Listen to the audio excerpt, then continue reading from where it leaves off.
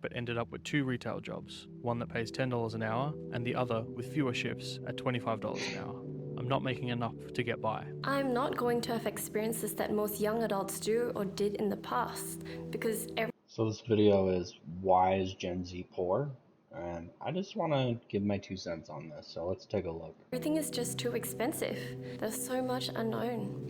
I sometimes struggle to afford food despite working full-time and living with a roommate. Making ends meet means pulling money from savings, skipping a meal, or drinking water so that I can try and stay full. Yeah, I think a lot of not just Gen Z but millennials are going through this right now. I mean, the economy, there's really not a whole reason. It's really sad when you go to college and you've been sold this lie, you know, go to college, get a good job, and everything will be fine. Yet we see a lot of people who get college degrees in something useful, but I think the big thing that a lot of Gen Zs fail to understand is with the big, the huge amount of global outsourcing, a lot of companies look at you and go, great, how much is it going to cost us to pay this person when we can just go pay someone in India, the Philippines, any other country, $5 an hour and get the same quality of work? They're not going to hire you. You're a liability to them. You're not an asset to them. These individuals are from Generation Z, And it's not even their fault, you know. I'm not here to shit on Gen Z, because sure, there's lazy people in every generation. It doesn't matter what. There's lazy millennials, there's lazy Gen Xers, there's lazy people in general. So I'm not even going to count in those people. I'm talking about the hard-working Gen Zs that were told, go to college, go blah blah blah, go get a degree, go work hard and grind, and you'll be rewarded. Well, that's not how the world works anymore, and a lot of Gen Zers are struggling, and it's something we should talk about. generation who are coming of age right now. A common reaction to the previous statements are as follows. Every generation has their own issues to deal with during their time, and this new generation just Yeah, and then this doesn't really help the issue, you know. Well, we've all had problems, work harder, deal with it, you know. And that's true to a degree, but we also have to understand the times were very different for Boomer generation and Gen Xer generations, right? Like this was the time where there wasn't internet. Internet changed the world. It connected everybody, and with that came globalization. And that's really what it boils down to, is a lot of these companies can shift these jobs and get cheap labor, and you can't exploit cheap labor in America because of the high cost of living. And that's why we're seeing so many jobs go out to these countries, because a lot of businesses are looking at their bottom end and they're going, holy crap, I'm spending 2 million on employees when I could just spend 150,000 and go ship my shit somewhere else. They're going to go do it. You know, simply needs to work harder.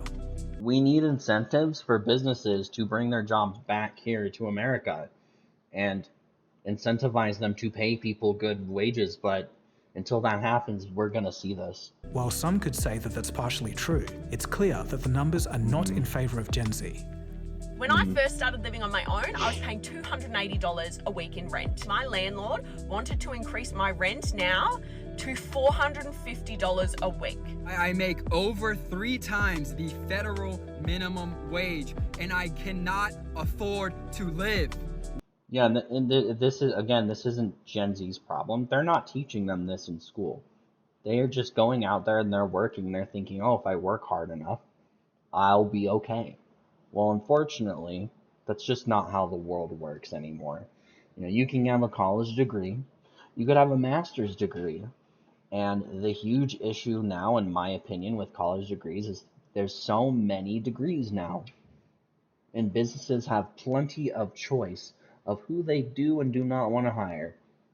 So if you're going to go in there with a master's degree and go, look, I got a master's degree in business, you should hire me because I know what I'm doing, they're going to go, oh, look at that. We've got 2,000 other applicants who also have that same degree as you.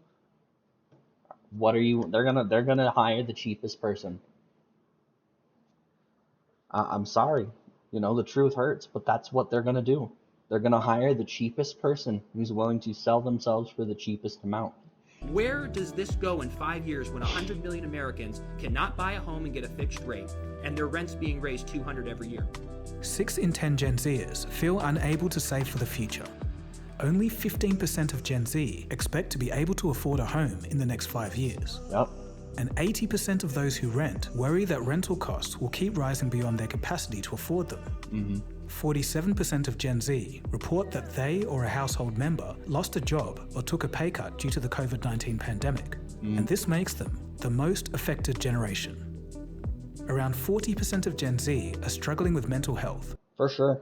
I totally sympathize with Gen Z, and it really sucks because you guys are the youngest. I wouldn't say youngest. You're the younger generation. Most Gen Z should be in their 20s right now. You know, us millennials are in our 30s and 40s. So a lot of Gen Z should be in their 20s or their late teens. But yeah, I mean, it's rough out there. I mean, my generation, I'm a millennial, you know, my generation and previous generations, we didn't really make it a whole lot easier for you guys. And it's really, you have to have a collective mindset of a society to make the world better for future generations. And that's just hasn't been the case. If you go look back at any type of history, you're going to see that every generation has kind of voted for policies that have benefited them. This is true with boomers, this is true with Gen Xers, this is true with millennials, this is true with even Gen Zers. You know, we're going to vote for things that benefit us and help us succeed in life. But, you know, those things come at a cost. And, you know, can you pay the price? With financial stress being a major factor. So how did a generation that was poised for success end up in such financial distress?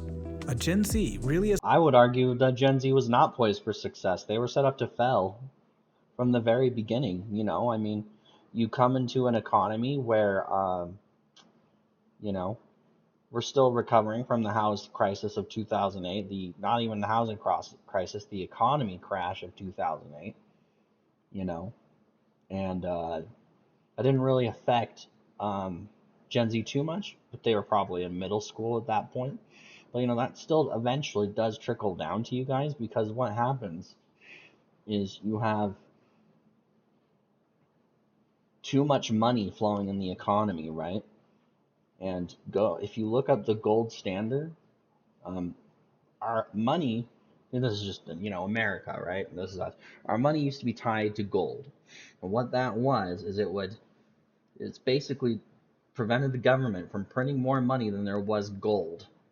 So they couldn't print over that amount.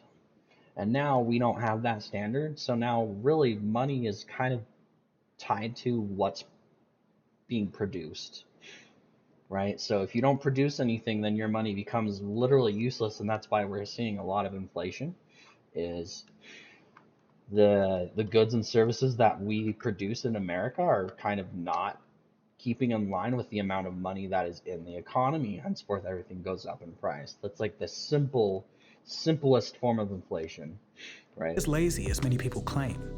Or can we really blame this generation? Just think about it. They had to live through multiple economic crises, geopolitical tensions, Exactly. a global pandemic, For and sure. a new, constant fear of AI threatening to replace them. Yeah, I mean, that's all true. I mean, the Gen Z had to go through the pandemic. I was out of high school, but those Gen Zs that had to go to school and that couldn't during the pandemic, that definitely affected them.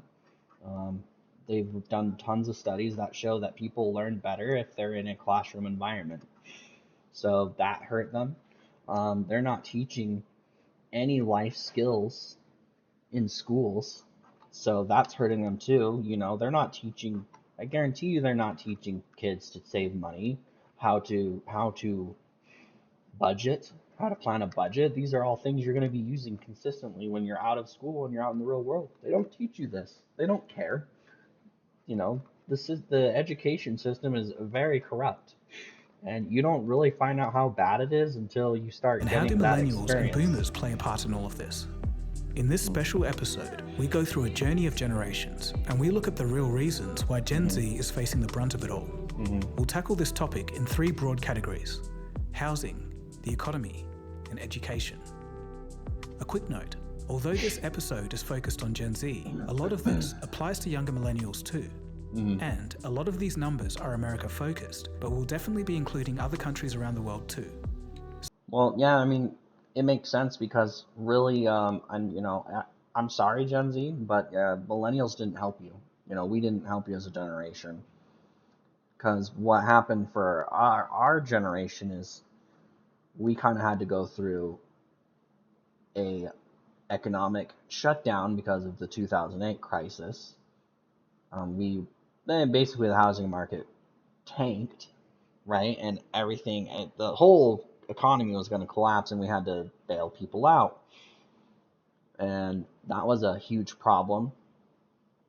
And my generation as a whole, I'm pretty disappointed with my generation, but we mainly voted for policies that made us feel good and didn't benefit people. So now you have to deal with the brunt of that choice. And that's not fair to you guys, but that's just the reality of life, So join us as we try to answer perhaps the most important question facing this generation. Is Gen Z truly the poorest generation in modern times? You are watching Cold Fusion TV. Before we dive in, let's paint a vivid picture of who we're talking about when we say Gen Z. At the time of writing, the oldest of them would be around 27 years of age. Right. In America and Britain, this group is 1/5 of the population, a similar proportion to current baby boomers. The developing world has more of them. In Nigeria, Gen Z makes up 32% of the population and 27% for India. In the West, compared to millennials, Gen Z are more environmentally conscious, drink and smoke less, and are in less relationships. They care more about social issues, although they socialize less, 38 minutes per day versus an hour for the youth of the year 2000. You can watch my loneliness epidemic video for more on that side of things. Celebrities in this generation include the likes of Billie Eilish, Zendaya, Greta Thunberg, Mbappe, Mr. Beast, and Naomi Osaka. While these Gen Z celebrities are obviously doing fine, everyday people in their cohort are coming of age into tough times. What is really screwed up is the world is massively in debt. The workforce is shrinking.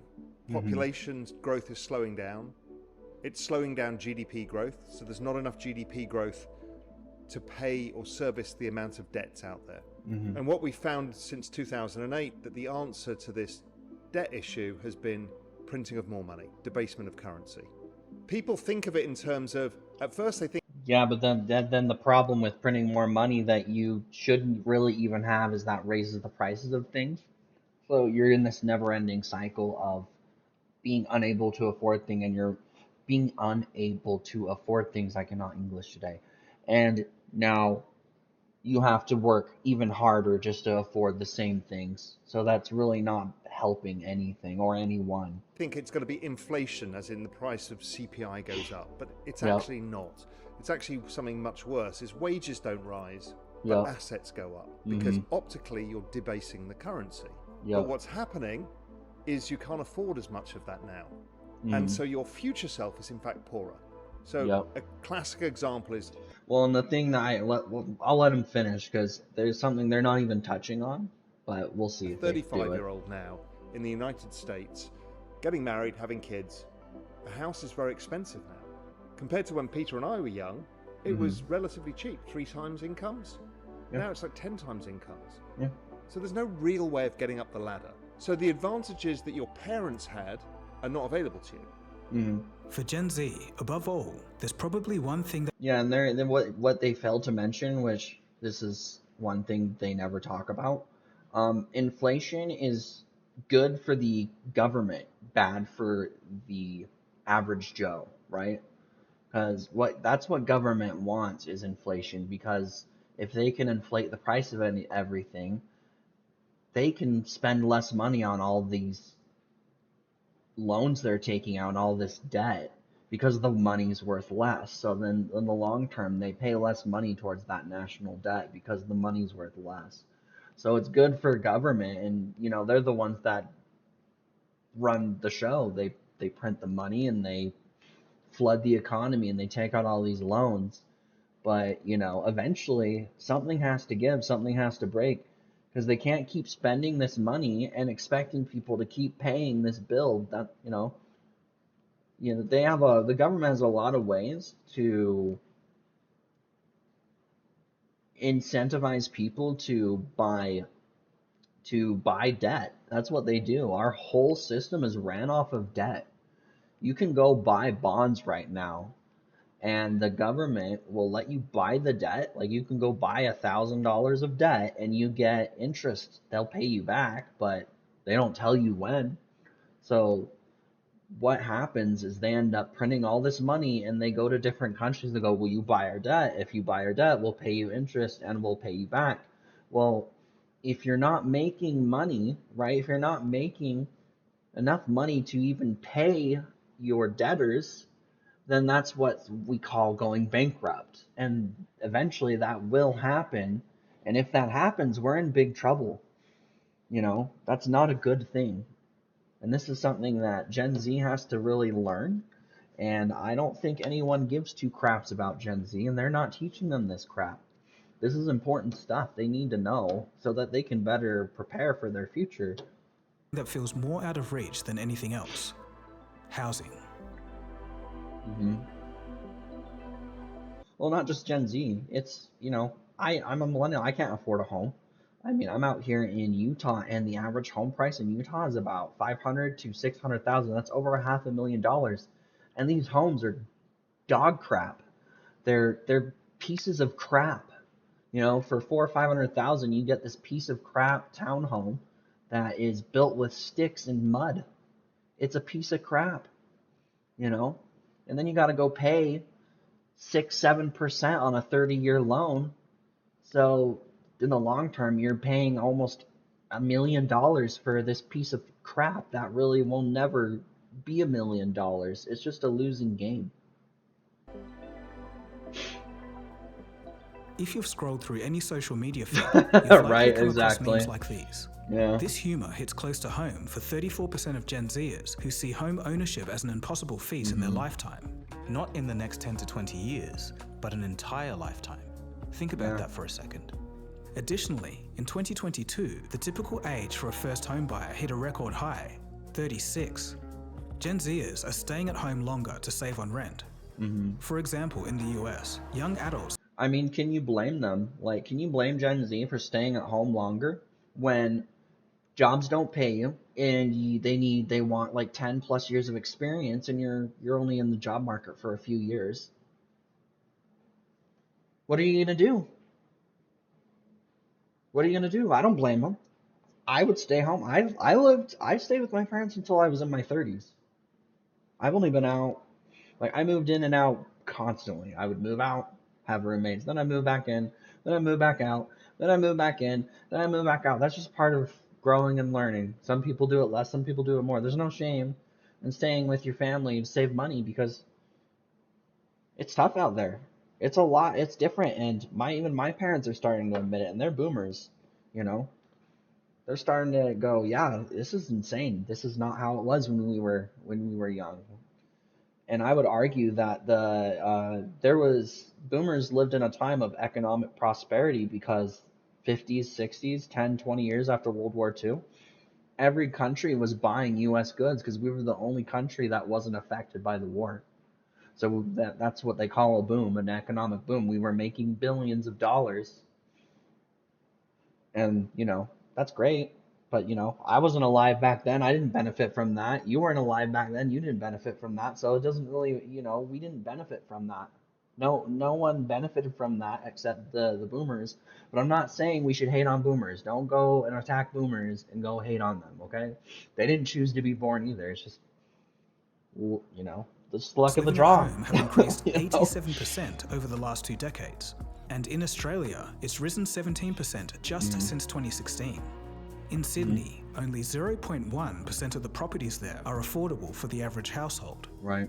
For one student in Canada, he found it cheaper to just fly to his classes to avoid higher rent. I need to pay like $2,500 for the rent. I don't feel that is like, viable. The problem really becomes clear when you see the disparity visually. You know you're screwed if you can just go fly and save more money than paying rent. That's fucking crazy. In the US, home prices insane. are now rising twice as fast as income. Now it takes about 6 years of income What? to buy the average house. For boomers, this was 2 to 3 years. Generation X, 3 to 4 years. Millennials, 4 to 5 years. And, as just shown, Gen Z, 6 to 7 years. Yeah, and in my theory, this graph would support my theory, right? Boomers grew up in a time of economic prosperity. We were making tons of money from other countries. World War II ended in what, 1945? There's no way you're going to recover in, these boomers were born in 50 to 60s, I think. I'm not too familiar with the boomer years. Pretty sure that's right. Gen X was late 60s to mid 70s, I'm pretty sure. Millennials were like late 80s to late 90s, 96, I think. And then Gen Z is 97 and above, I think. 97 to 2012 or something like that. But think about it. Really think about it. World War II ends, right? Every country's buying from us because we couldn't produce things. You have to remember that England got bombed. England got attacked. All of Europe got attacked and was devastated. A lot of these countries, like in Africa and Australia got attacked. Like a lot of these countries that they don't talk about in the textbooks were needed to repair. They had to rebuild. They didn't have the means to produce things. We did. So America was like, hey, tell you what, we're going to take all your gold. We're going to take all this. This is going to be your payment and we'll help you rebuild.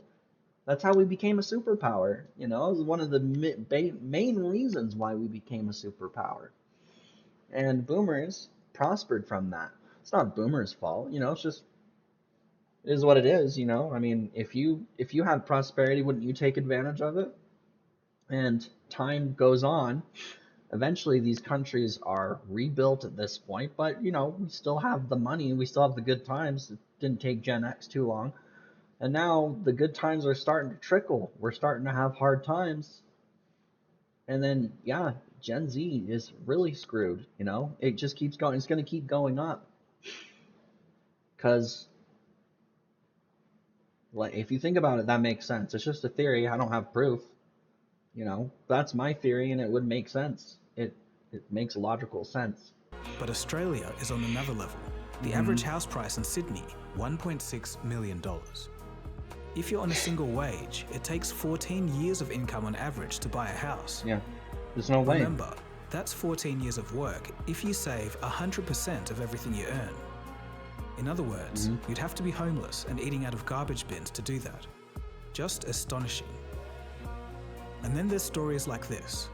This 3-bedroom Paddington home in need of renovation selling at auction for an eye-watering $9 million.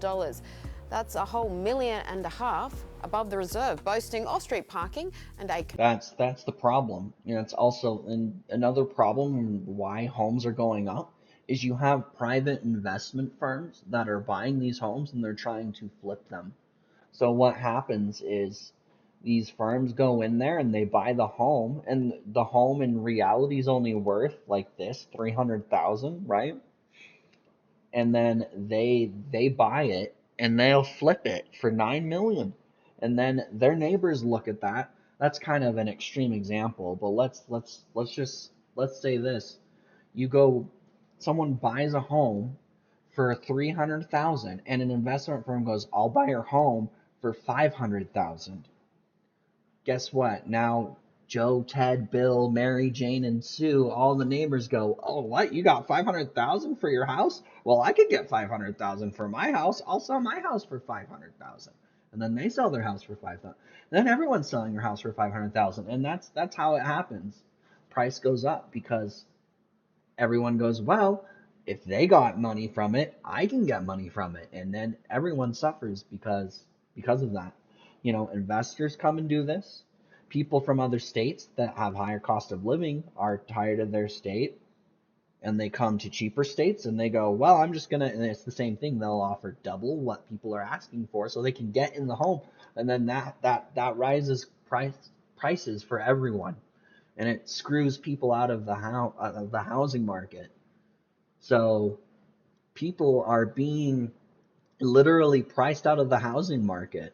Converted stable, the terrace How was do you sold win? in 1981 for $300,000. You know, how do you New win? buyers are planning to spend anywhere from $1 million to $5 million to bring it up to scratch. And this. This split-level one-bedroom apartment in Bondi Junction, which is listed for $900. To say I was underwhelmed is an understatement. Among the applicants were two... $900 a week? $900 a week for a one-bedroom apartment? So what is that? 9 times 4 is what? I'm shit at math. 9 times 4 is...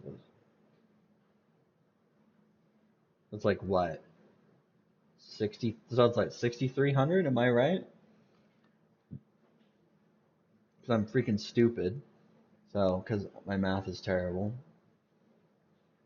There's 4 weeks in a month. Oh, that's $3,600 a month. Young Are you ladies, both shitting male me? and wish to stay anonymous. I flipped They were them wrong. prepared to co-live in this one better. $3,600 a month for a one-bedroom apartment. That is insane. Okay, so if you don't even own an apartment for $3,600 a month, how are you going to own a home? These are the kind of sacrifices people are having to make. That's insane. There's a myriad of reasons of why this is happening in Australia, and I'm going to do an entirely separate video on this topic alone. But the bottom line is prices have surged more than 22% in just 1 year. In the UK, things are bad too. The average house costs 9 times as much as average earnings. In the UK, the last time house prices were this high compared to earnings was almost 150 years ago, back in 1876. But this is... Well, and what was going on in 1876? You know? Why aren't they talking about that? Because if you want to say that, you need to... You also have to look into what was the economy, and you know what? I'm curious. Let's look it up. We'll do it together. I'm gonna Google it. No, I'm gonna go go.go. Screw Google. I'm genuinely curious. What the economy was like in London of 1876. I'm sure. Oh, whoops, 1876, not 1976. The Great Depression in Britain. So that makes sense. 1870 Medical Act repeals the Medical Act. Great Depression in Britain. So a lot of articles were saying the Great Depression in Britain. That would make sense. They had an economic collapse in 1876. So actually that wouldn't make sense. The Great Depression is nearly a quarter century. Great Depression, since then a great deal of work is done. I mean, that kind of makes sense, because if it was anything like the Great Depression in America, everything skyrocketed, right? This is where things get a little... People took their money out of the banks and the economy just tanked. And everything It's skyrocketed in price, right? With Generation Z. Despite a global shortage something they of should have affordable talked housing about. and rising property prices, Gen Z seems to be navigating the housing market adequately. Data from Redfin over in the US shows that 30% of 25-year-olds owned homes in 2022, 3% more than their Gen X counterparts at the same age. Well, how is this? Here's what different... Well, and the thing is, there is one way you could fix this, but it would require a huge amount of people being convinced that home ownership is just not a good idea, and not even renting a home. Like, if you had the majority of people just not even buying or wanting to own a home, these investment firms and people that are trying to screw you over, because let's be real, these homes are not worth $1 million. They would have no choice but to lower prices if there was no demand for homes. But it's because there's such a high demand for homes that they can get away with selling these homes for insane amounts of money. But if everyone just went, oh, I don't need a home, I'm just going to go get a trailer and go live in it and go travel the world, and there was just the demand just shot down to near zero levels, you would see investment firms panicking because they want to make money, right? They don't want to lose money eventually. And if no one's buying these homes, they're going to start cutting, they're going to start slashing prices, and they're going to go, what can we sell this house for, and just what are we okay with losing? That's what they're going to think. How much money are we okay with losing? 2 million, 3 million? We can lose a couple of million, right? And they'll try, and you'll see, but you would see the market collapse. That's the huge problem. You would see the market collapse, and you might. It sucks because it's like you need demand. Because if you don't have demand, you have a collapse. But if you have demand, then you have fucking terrible people that just screw you, and they know that these homes are not worth it, but they're gonna. It's almost like you can't win. You know, it really is, and I think this is why Gen Z is just like, I'm done. I'm like that too. I'm just like, what's the point? What's the point in working all day, every day, busting your ass nonstop for 15 years for nothing? You have nothing to show for it. You don't have a home, you don't have a car, you don't have a family, you have nothing. Experts say those in Gen Z took advantage of record low mortgage rates in 2020 and 2021. Gen Z makes good points that we should be having a discussion about. This made servicing a mortgage less of a burden. Gen Z has more remote work opportunities, so they're able to live somewhere remote and more affordable. And lastly, this cohort has... Yeah, but now that's going away because there's so many jobs that are taking that away, going, you need to come back into the office. Nope, no more remote work. More access to technology, information, and platforms, which all help in their home purchases. Oh, I would argue Gen Z's are really good with tech. I mean, they know some things about tech that I feel stupid when I'm around some Gen Z's. They're like, oh, this is how you do this is how you do this screenshot, this is how you use this software. They're really good at that. According to Ben Miller, the CEO of Fundrise, quote, every generation is getting more economically screwed in some ways. Yeah, exactly. But they, Gen Z, have way more knowledge and information than previous generations. Way, way, way more. I would agree and disagree with this statement. Gen Z has way, way more access to that information, yes, but are they using it? Are they utilizing it? Are they preparing themselves for the future? You can look all you want on YouTube of how to budget, but until you do it and you get good at it, you're not going to get good at budgeting. You have to do it. That's got to count for something, end quote. Interestingly, in comparison, millennials aren't doing so great with housing. It seems like the 2008 crisis hit that cohort hard when it came to buying a house. The lack of entry-level homes and the death. I don't know, maybe it is dearth. I thought I was thinking the death. The dearth of new builds are particularly impacting millennials. Yeah, because there's these firms, the people that build the homes, they don't want to build entry-level homes. There's no money in it. It comes down to money. Why would you build an entry-level home and make $10,000 to $15,000 when you can just build a townhome and compact as many people as you want, or squeeze in as many people as you can into these townhomes and make $100,000 to $200,000, right? That's what I mean. Look in your area and see how many new constructions are townhomes or apartments versus single-family homes. Go look it up. Don't take my word for it. Go look it up. Go look in your local area. I guarantee you're going to see a lot more townhomes and apartment buildings that you can either rent versus single-family homes, any entry-level homes. On a societal level, the problem of home ownership is making it harder for both younger millennials and Gen Z to think about marriage and having kids. A solution that's equally as sad as it is dystopian is the tiny home trend. Gen Zers and millennials are buying prefabricated tiny homes on Amazon for under $40,000 as the median price of American homes tops $400,000 here in California. Yeah, and then the issue with that is if everyone gravitates towards tiny homes, then the demand's going to go up, and then these are just going to start skyrocketing in price. So what are you going to do? There's just nothing you can do. California, the median house is over $770,000. A silver lining here is that reports suggest that the job market is booming. Or No, is it's it? not. It's not booming. That's bullshit. If you're 15 to 24 years old, in some places you'd be lucky to have a job. In Spain, the unemployment rate of this age bracket is 28%, Sri Lanka 27%, Greece 25%, Italy and Sweden 23%. It's like the job market is not booming.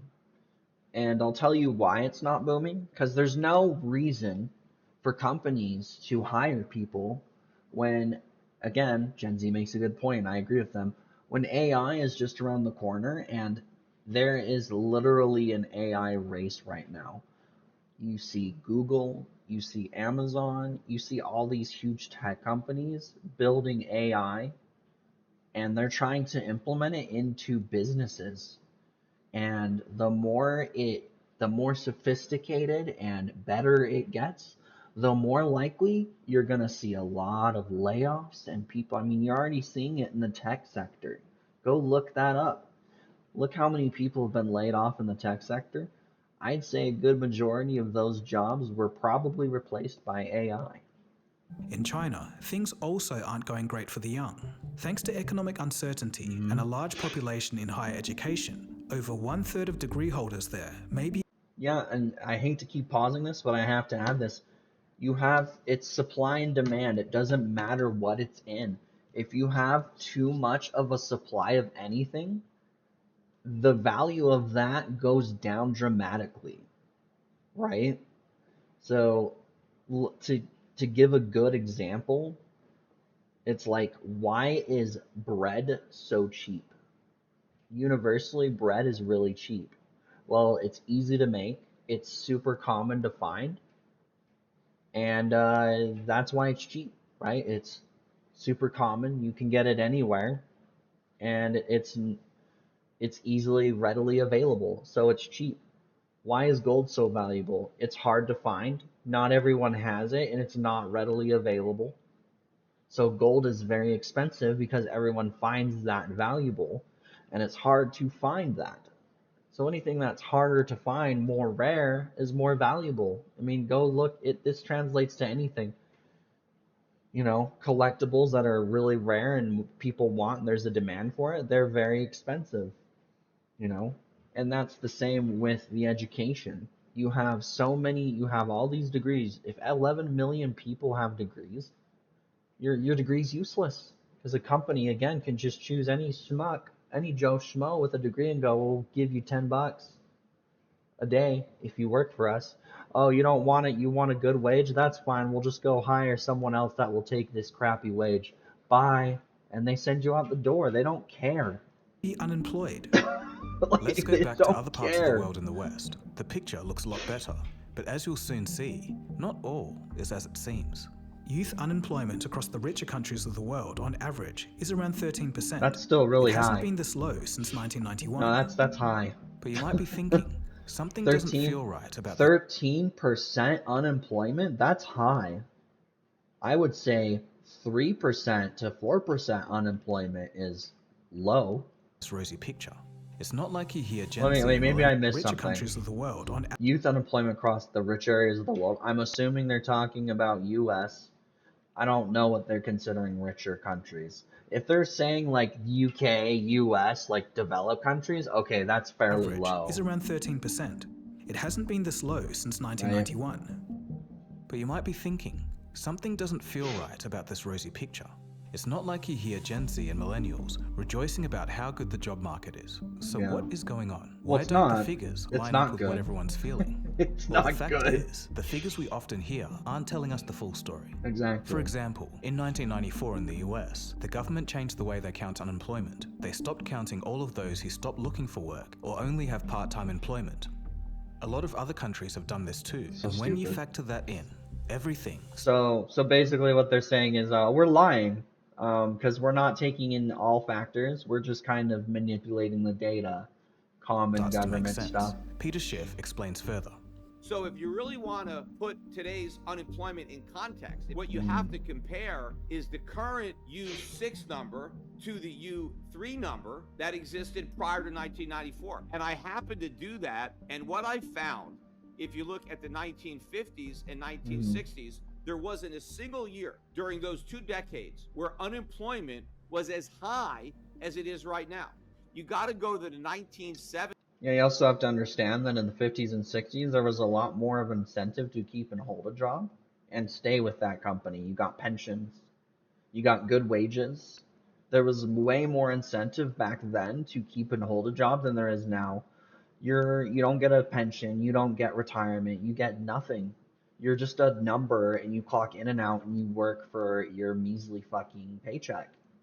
That was 1975. Oh, in 1976. So only 2 years. Yeah. And that's supposed to be a Even in the horrible 70s, I decade, would argue it was better. Jimmy Carter, all the bad stuff that happened. There were only 3 years during the 1980s when unemployment was higher than it is right now. We were in the worst recession since the Great Gas crisis, Depression. yeah, The Fed had for interest sure. rates up at 20%, right? We were really trying to fight inflation. So only during the latter 1970s and early 1980s did you have unemployment higher than it is right now.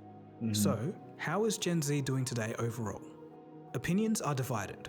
On the one hand, Lawrence Kotlikov, an economics professor at Boston University, agrees that, quote, "This is a tougher climate for sure. Parents need to realize that their kids are in trouble," end quote.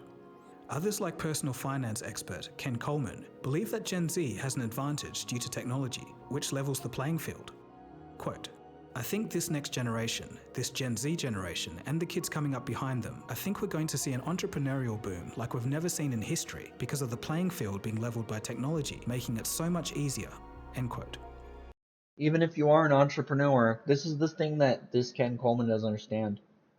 Entrepreneurs become rich because they cater to a market that has a demand. There needs to... The whole point of this, you can't have...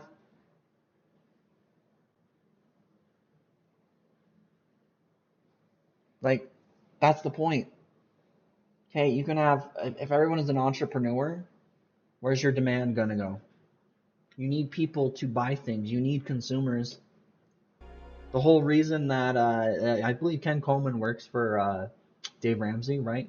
He works for Dave Ramsey. The whole reason Dave Ramsey and these people got wealthy and rich is because there's people out there that don't know how to budget. They don't know how to manage their finances, and so they provided them a service, right? And they make money by helping people. They're not going to give them the answer to their problems. They're going to help them try and save money and build a stable future. Because if Dave Ramsey and Ken Coleman, these people did that, they'd be out of a job. If they solved the problem of people budgeting and getting out of debt, they wouldn't have work. While it's true that technology does indeed help even the playing field, just will saying. it be enough? And it could be a double-edged sword. For example, AI advancements, however hyped and overblown today, in some areas could... And to be fair, that's with any industry. If you are telling people how to be self-sufficient, you're going to screw yourself out of work. Could provide a real challenge to working humans over They're the never next going to decade. do that. We'll have to wait and see. Okay, so that was the job market. But once Gen Zers get a job, how are they doing? Well, again, there's some interesting stuff going on. Gen Z have figured out something pretty smart. Changing jobs more often allows them to earn more, almost 30% more according to Business Insider. Yeah. According to The Economist, the wages for Gen Z are rising much faster than other age groups. In America, hourly pay rates for those 16 to 24 were 7% higher year on year compared with workers. Yeah, and this is the thing that I've always talked to boomers about, and they don't understand. Like, they don't understand, for the majority of boomers, there are some, they don't understand how Gen Zs can't be loyal and then they're getting paid more for not doing it. Like, it was so different from them back then. Like, back then, when boomers were working, it was you worked at a company for 15, 20, 30 years, and you got rewarded for it. That's just not the case anymore. You know, if you work for a company for like 10 years, they're just going to screw you. oh, this person's staying with us for long, we're just gonna pay them less and give them more work. So now millennials are, I don't blame them. They're playing the game just like anyone else is. Aged 25 to 54 at 13%.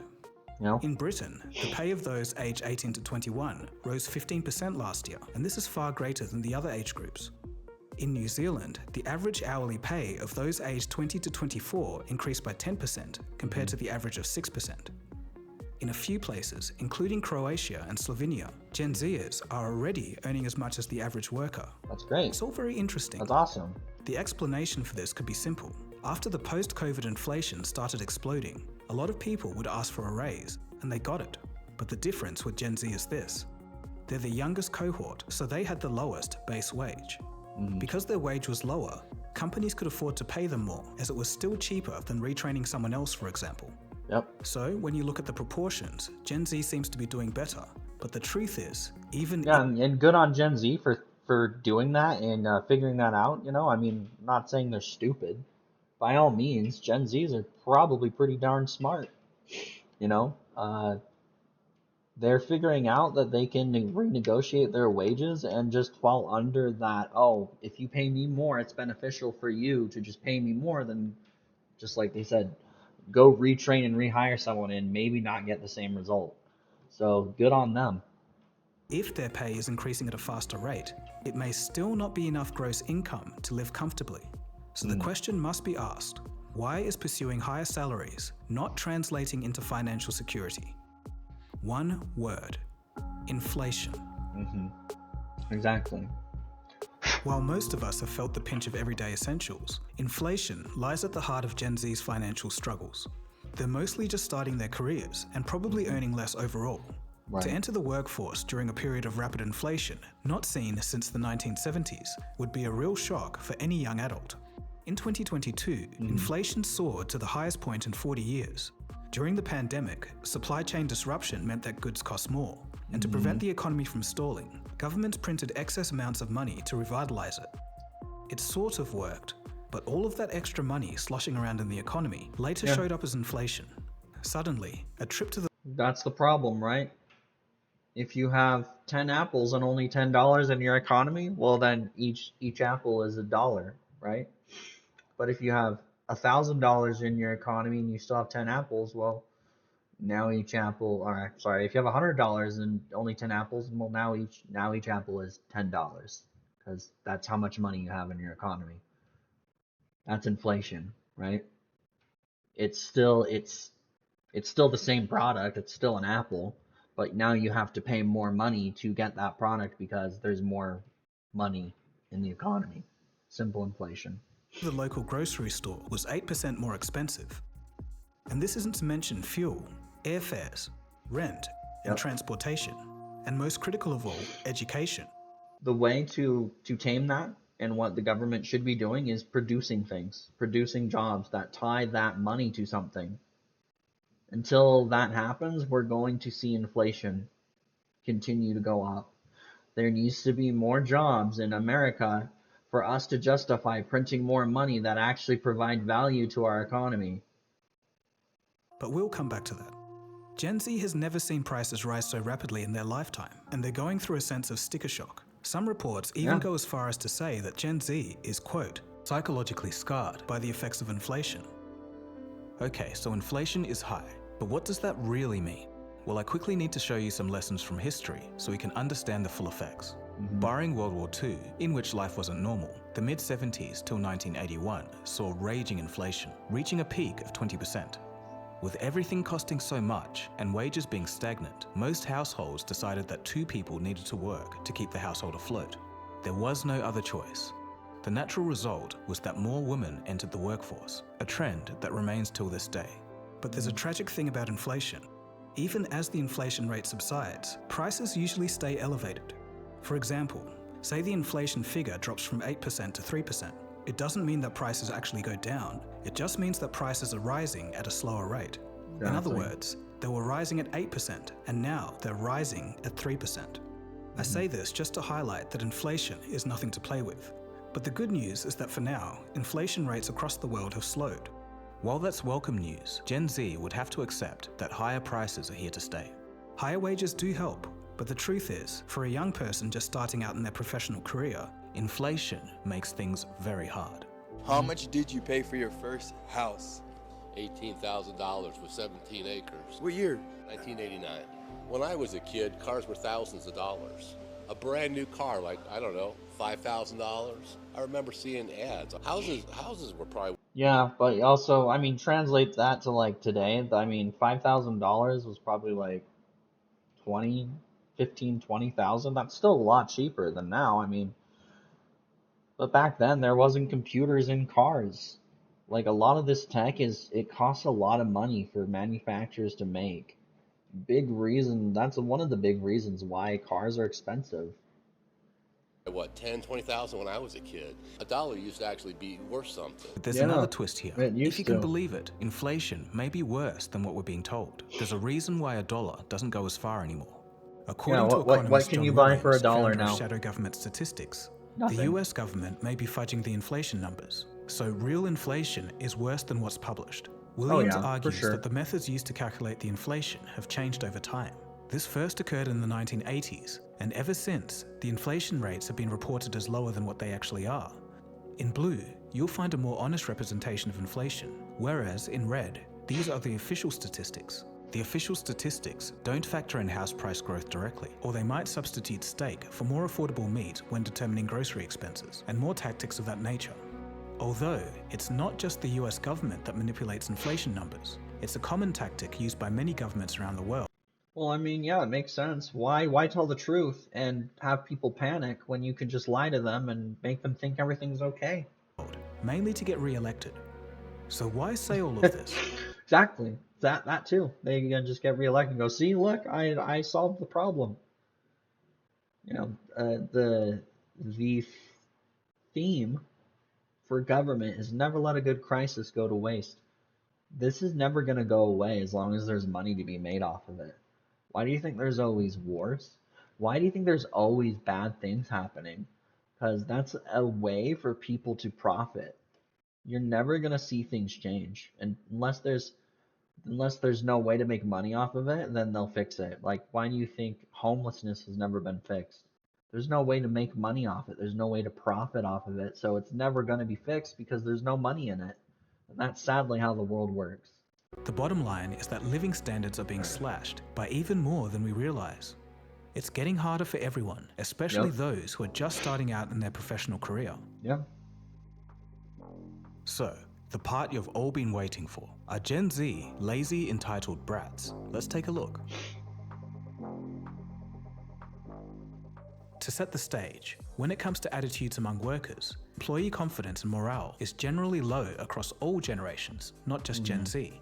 Right. But that being said, out of all the age groups, Gen Z is the most disengaged at work. Only 44% of Gen Zers report job satisfaction, and that's compared to 67% of older workers. Last year, Gen Zers boasted about quiet quitting. This is where they put in just enough work to not get fired. Well, I mean, I agree with them. Why should you go above and beyond when there's no incentive for you to? Why put in extra work when they're just going to have you work more? Like, if you want extra of anything in this world, you need to pay for it. I think companies are entitled. Oh, you need to work more. You don't work hard enough. Well, that wasn't in my job description. So, no, I'm not going to go do that. And then they sit and they gaslight you and go, you're entitled. When in reality, you're just putting... shoot, I just lost my train of thought. You're putting boundaries. You're putting your standards. Like, if I want extra bacon on my hamburger, I don't get it for free. I have to pay extra for it. If you want extra work from a worker, you need to pay extra for it. This crap ain't free. The whole point of a job is you're trading your time for money. So if you want me to spend more time working for you, you better be prepared to spend more money. Others talk about, I would say, businesses are entitled. Bare Minimum Monday. This same type of behavior is occurring all across Asia. In China, they call it Tangping, or lying flat, and we've covered that on this channel before. A 2022 survey found that Americans aged between 15 and 24 spent 25% less time on, quote, working and work-related activities than those in 2007. This next statistic is very telling. The share of American 12th graders, aged 17 or 18, who see work as a central part of life has dropped sharply. Why is this? Well, Gen Z wants a workplace that has mentorship, genuine connections, flexibility, and a work-life balance. For them, the world has changed, and the traditional office job with a commute just doesn't cut it in. Well, I mean, think about work-life balance here. I mean, Gen Z's not stupid, right? They know that companies value them as a number, and they're nothing more than a worker. They don't care, and they know. So they're just gonna, okay, if you don't care, then why should I care? I'm not gonna care about you. I'm going to come in when I'm supposed to and leave when I'm supposed to. I'm not gonna do any extra work. I'm not benefiting from any of this. You know who's benefiting from you doing extra work? The owner of the company, the CEOs, the people who literally make the company. Like, they're incentivized to have you produce more things because they make more money. You're not making more money. What are you getting out of it? Nothing.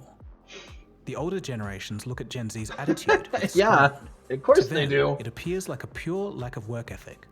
In fact, 3 in 4 Well, managers what are consider they Gen getting Z for it? the most difficult age group in the workplace.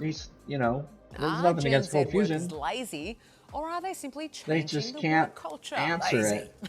A new survey has found 60% of US bosses have fired their Gen Z workers, complaining that the younger generation wanted to leave early, start late, and expected to be paid a fortune. Well, now bosses in Australia have the same problem.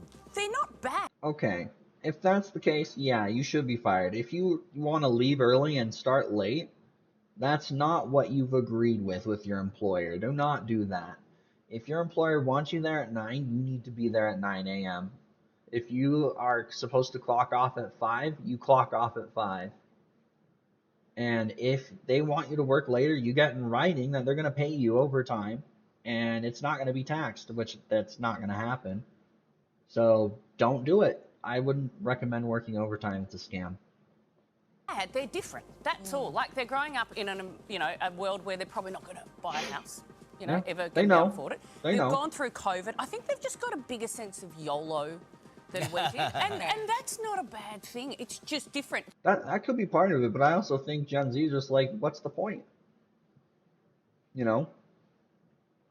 I think they know that eventually they're going to be replaced by AI, and this is just temporary, so why work hard? Why climb the corporate ladder when you're just going to be thrown off the bus eventually, right? So I think older bosses are like, no, I worked a horrible job all my life. You should too. And the kids are saying, no. But I think Yeah, the work ethic for comes sure. back to finding a passion, and that's no different for any other Gen Z Yeah, worker. for And sure. I think that's why some of this trend may have happened. Maybe this work I agree. wasn't their passion, and it's not Yeah. something that they really wanted to do for the rest of their life. And I think that's where it comes back to. If someone finds a job they love, they'll put in their all. And Yeah. if it's something that they don't really love, I think my generation nowadays are just more inclined to be like, look, this isn't Yeah. for me. I'm not going to give my all, and I'll find something else that is.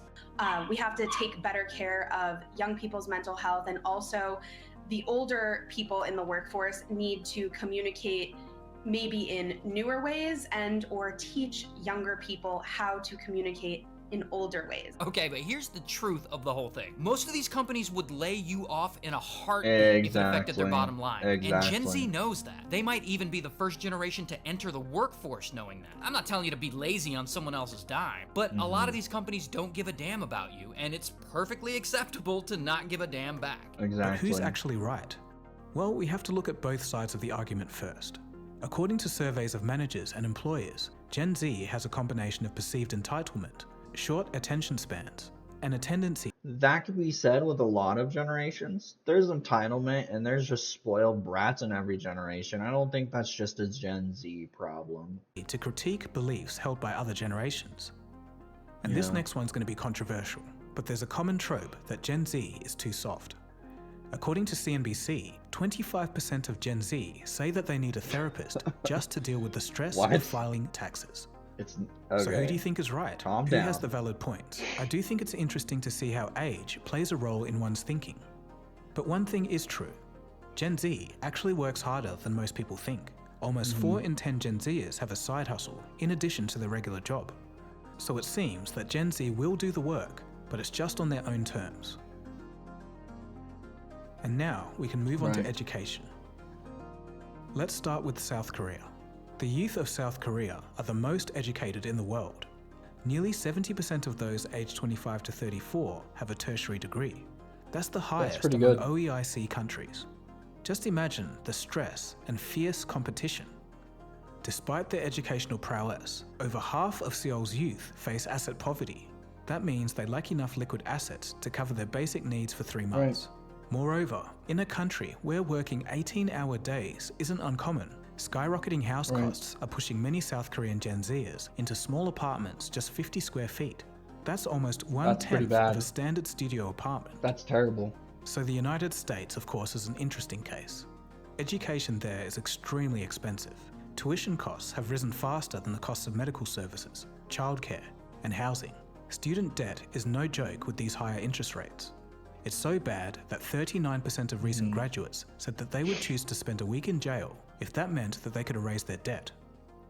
So since about 2018, some Gen Zers are simply turning their backs on traditional higher education paths and looking towards a career in trades. Yeah, trades is a great way because it doesn't require education, and there's a ton of programs out there that will train you. And once you're done and you're really good, and once you get really good at that, you can make really good money. Like welders make good money, electricians make good money. I would steer away from the automotive industry. It's too corporatized now. And that's because I've had experience in the automotive industry. It is just too corporatized. You can't really learn. If you want to learn cars, I recommend buying a beater and learning how to fix it. That's going to be your best bet. Go get a car that's $500 and go fix it. That's a great way to learn. Community colleges are also being looked at more.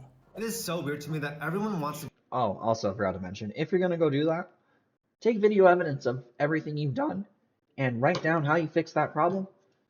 That's going to show an employer, if you really want to do that, that you know what the hell you're talking about. Go to a highly ranked college. Usually the professors there, their number one focus is not teaching. They're incredibly smart, but what they really care about is their own research. As you guys know, smarts does not equate to skill when it comes to teaching. It also does not necessarily translate to motivating young people. That's why the most impactful teachers are usually at community colleges. Way cheaper, way easier to get into. You can likely live at home if you go to community college. Overall, I think that's pretty much the move. But in most Western countries, those who are going to university are being smarter about it. The economy isn't as secure as it once was, so there's been a drift to more easily employable degrees. Science, engineering, and medical degrees are rising, and the humanities are falling out of favor. And all of this isn't to mention Gen Z's debt levels. In the US, for example, with inflation and interest rates rising, Gen Z has the fastest rising debt levels of any generation. Between 2022 and 2023, so just in 1 year, boomers' debt went down by 1.3%, millennials up by 8%, and Gen Z up by 15.4%. In addition, Gen Z is also making $7,000 less than their same age group was a decade ago, adjusted for inflation. They really haven't got it easy. We can all agree on that. Oh yeah, for sure. So in conclusion, I personally think that Gen Z is in a very interesting situation. There's multiple stories going on here. On the one hand, there's financial headwinds, inflation, and rising rents. But on the other hand, their wages are rising faster than any other age group, and home ownership rates are higher than millennials during the same age. But at the same time, when compared to Generation X and Boomers, they're still a lot poorer. And I haven't even touched on those from Gen Z, now living in war-torn countries that were peaceful 10 years ago. But in terms of work, their attitudes towards work are changing. Perhaps in 10 years, instead of going to college, learning a trade will be close to the norm. Who knows? But all of that is the reason why this topic is so important. Gen Z are the near future. Historically, in times of economic downturns, the young become disenfranchised and they vote against the leadership that put them in their current position. Governments and politicians have to pay attention to them or they'll be out of a job in no time. This was written Considering that before Gen the Z election. is the most politically Okay, active thank you. age group, the potential outcomes may carry even more weight. I think it's pretty much just closing. Given all remarks, we've looked right? at, Gen Z is treading water right now, but they definitely aren't swimming. But let's think outside the box a little bit here, and let's put this all into perspective. Over the past 100 odd years, which generation do you think had it the worst? Well, here's a clue. They're so old, you probably haven't heard of them.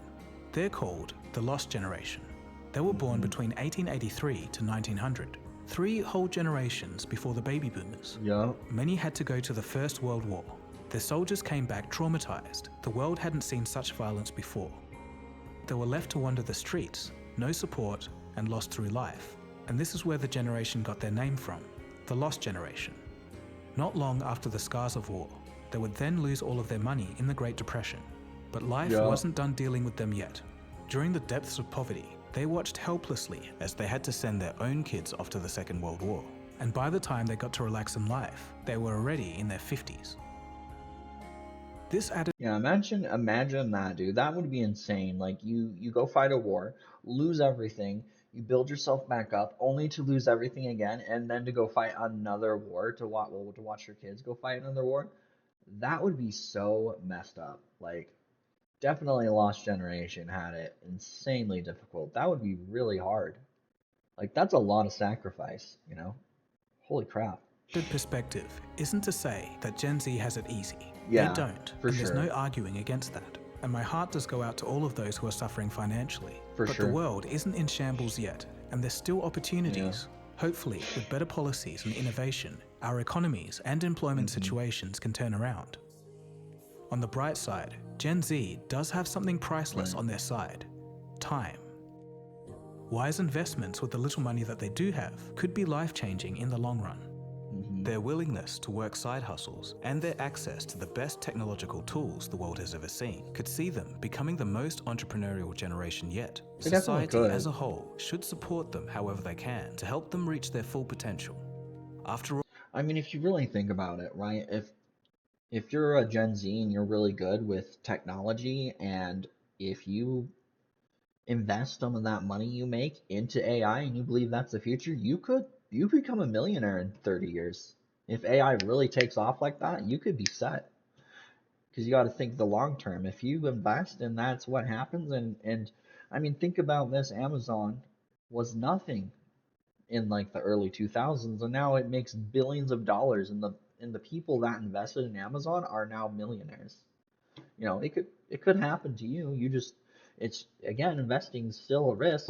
You're taking a risk, but I'd rather take that That's just risk my than be opinion. poor. Given all of the information that we've at least you presented in this tried. video, what do you guys think? And with that, we've covered as many aspects on the lives of Generation Z as we possibly could. I hope you... Yeah, I mean, I definitely agree with the majority of this video. I definitely think Gen Z, I'm not even going to touch on the lazy ones because they've heard that enough. I think they work really hard, and I just think they want realistic expectations in their work, which if they're willing to show up and do the job, and you're not going to show up late and start whenever you want and leave whenever you want, you have a good shot at working. As long as you're not doing that crap, because that's not what employers want to see. They don't want to see someone showing up late when, hey, you're supposed to be here at 8 and you're not here till 10. No, we can't be doing this. Show up on time and leave when you're supposed to leave. Do that and you'll be fine. And you do need to put your foot down for these employers, because most employers are just going to use you and abuse you because they don't care. So if they don't care about you, you should not be giving two craps about them. Don't be rude about it, right? Just be like, hey, I appreciate the opportunity you're giving me to work overtime, but that's not in my job description. I'm actually just going to clock out. I really don't see any benefit of doing this. With all due respect, boss, I'm going to clock out now, okay? Thank you. And if they fire you, they fire you. Go find a different job.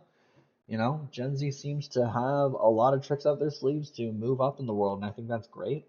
But I also think, yeah, they definitely have it rough. They have a lot more to contend with than other generations. And I would really like to hear your guys' thoughts and comments. I hope you guys leave a comment on this video, and thank you for watching.